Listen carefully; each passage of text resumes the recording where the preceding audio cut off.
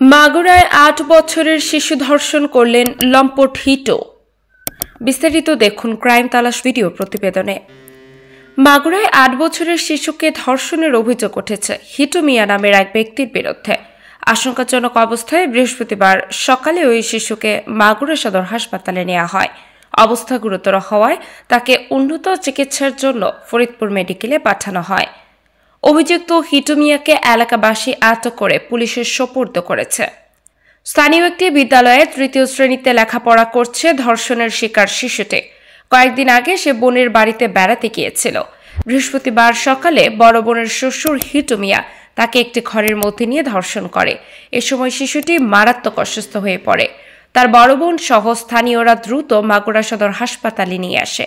সেখানে তার অবস্থা আরও অবনতি হওয়ায় উন্নত চিকিৎসার জন্য ফরিদপুর হাসপাতালে পাঠানো হয়।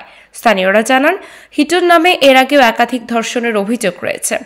এই বিষয়ে মাগুরা সদর থানার ভারপ্রাপ্ত কর্মকর্তা ওসি আয়ুব আলী বলেন, অভিযুক্ত হিটু মিয়াকে আটক করা হয়েছে। আমরা বিভিন্ন মাধ্যমে খবর পেয়ে সত্যতা সম্পর্কে নিশ্চিত হয়েছি। ভিকটিমের বড় বোনের সাথে কথা হয়েছে। তিনি জানান, তার শ্বশুর হিটু মিয়া এই ঘটনা ঘটিয়েছে। তবে এ বিষয়ে এখনো কোনো লিখিত অভিযোগ পায়নি। পেলে আইনগত ব্যবস্থা নেওয়া হবে।